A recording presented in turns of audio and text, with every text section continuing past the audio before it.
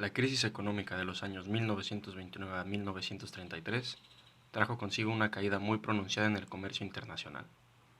Esto provocó que los países desarrollados se cerraran a las importaciones de países latinoamericanos, los cuales vieron mermadas sus exportaciones de productos primarios. La crisis que había caído sobre las grandes potencias se llevó consigo a los países menos desarrollados. A pesar de todo esto, México y los países de América Latina eran poco industrializados, con la gran mayoría de su población en zonas rurales. Esto favoreció a que la Gran Depresión no los afectara en la misma escala que afectó a los países primermundistas. Esta situación motivó a los gobiernos de algunos países como Argentina, Brasil, México, Chile, a modificar sus políticas económicas. Estos años coincidían con el auge de las teorías keynesianas, las cuales pugnaban por una participación del Estado en economía.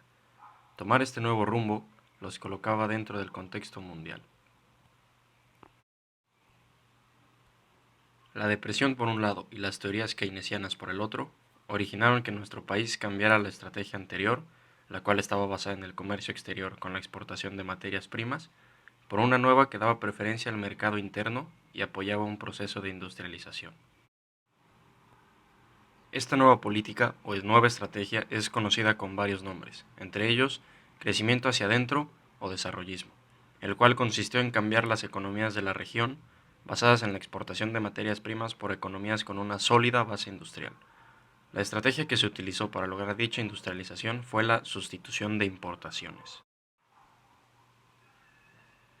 La sustitución de importaciones fue una estrategia inducida o dirigida por el Estado mexicano, y con ella se intentaba sustituir los artículos manufacturados de procedencia extranjera por artículos de la misma naturaleza fabricados por la industria nacional. El modelo de sustitución de importaciones tuvo, en todos los países donde se aplicó, un alto grado de proteccionismo. La Segunda Guerra Mundial y la Guerra de Corea fueron dos factores externos a tomar en consideración, ya que los países que estaban en conflicto necesitaban de nuestros productos porque ellos no podían fabricarlos al estar en el campo de batalla. Otra razón fue la baja oferta de los países industrializados, lo que origina que bajen nuestras importaciones y con ello aumentó la demanda de bienes producidos por la industria nacional. El modelo económico hacia adentro tuvo tres fases. La inicial, de 1938 a 1954, la cual abarcó los dos últimos años del gobierno de Lázaro Cárdenas, el gobierno de Manuel Ávila Camacho, el de Miguel Alemán y los primeros 2 años de Adolfo Ruiz Cortines. En esta etapa se instauró una política económica caracterizada por un mayor nacionalismo económico, que sin eliminar el principio de libre mercado y competencia, quería modernizar el país con empresas nacionales en sectores estratégicos, protegidas del exterior con barreras arancelarias, en el que la inversión procedente del exterior no podía controlar las empresas mexicanas. Etapa del desarrollo estabilizador, de 1955 a 1970.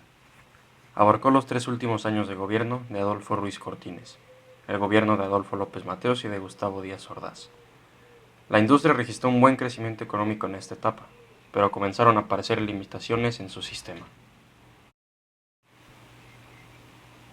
La etapa final, o de agotamiento y crisis, de 1970 a 1982. Abarcó los gobiernos de Luis Echeverría Álvarez y de José López Portillo. Las medidas tuvieron su revés en una elevación de los costes de producción, el establecimiento de empresas poco competitivas y la disminución de la inversión agrícola, lo que derivaría en una fuerte inflación y el aumento de la deuda externa. El agotamiento de estas políticas se hizo más evidente y el deterioro de las principales magnitudes económicas también. Esta es una de las razones por las cuales se le denomina a este periodo Milagro Mexicano.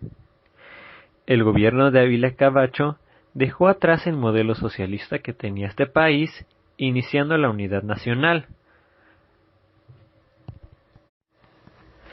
Ahora bien, una de las etapas del Milagro Mexicano que me gustaría profundizar es la presidencia del licenciado Miguel Alemán Valdés, en 1946 hasta 1952.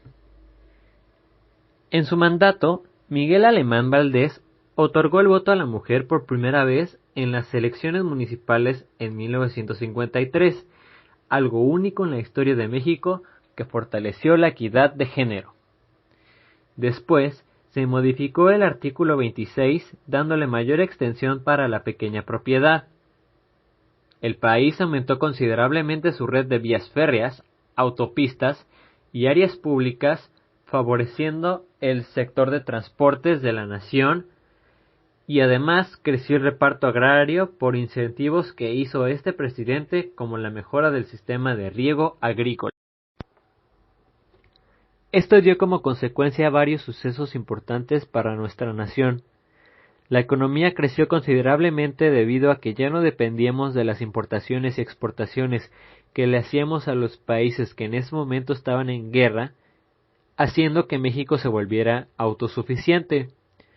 Luego, vinieron varios inmigrantes de distintas naciones como Alemania, Japón y Hungría, que dieron inicio a una revolución en la agricultura, arte y cultura, favoreciendo al México post-revolucionario.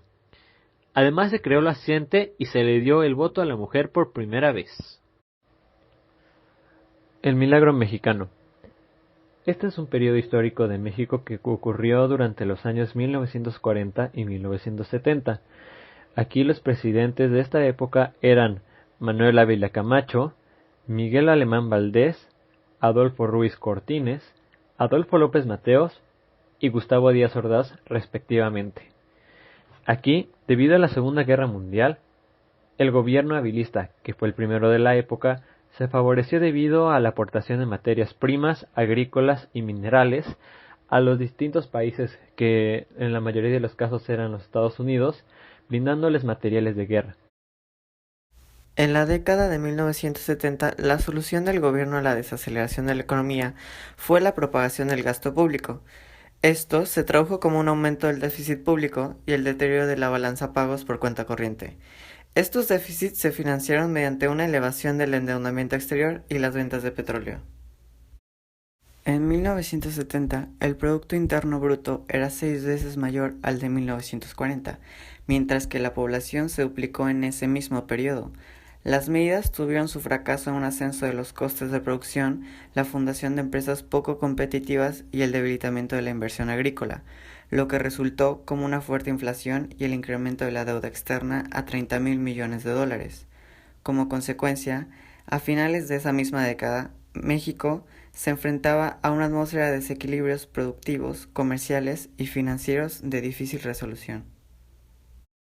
La excesiva migración de los trabajadores del campo a la ciudad, la crisis de pagos externos, la consiguiente devaluación del peso mexicano en 1976, la desaceleración del ritmo de expansión del Producto Interno Bruto, el descomunal incremento de las tasas de interés internacionales, principalmente de Estados Unidos, el desplome de los precios de petróleo en 1981. El efecto combinado de esos sucesos junto con la deuda creciente de la economía mexicana tuvo consecuencias muy severas. En 1982 se cayó en suspensión de pagos, el tipo de cambio se desplomó y la economía entró en una profunda recesión. Uno de los movimientos más importantes de esta época fue el movimiento estudiantil de 1968. Para saber por qué ocurrió el movimiento del 68, se necesitan revisar algunos antecedentes. Entre ellos está la incompatibilidad del sistema institucional para integrar y representar las demandas de sus nuevos sectores, el deterioro de las relaciones universidad-Estado, el debilitamiento del modelo cultural y del nacionalismo como su componente central, y el desplazamiento del Estado hacia una función directamente favorable a un grupo de las clases altas.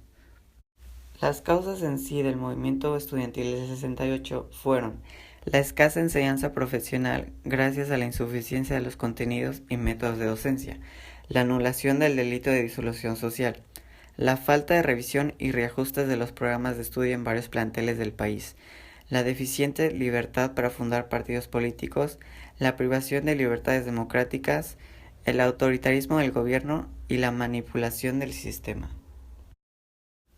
Todos estos factores influyeron en el origen del movimiento, pero la gota que derramó el vaso fue resultado de los acontecimientos suscitados el mes de julio del 68, cuando un grupo de estudiantes pertenecientes a las vocacionales 2 y 5 del Instituto Politécnico Nacional se enfrentaron contra estudiantes de la preparatoria particular Isaac Ochoa Terena.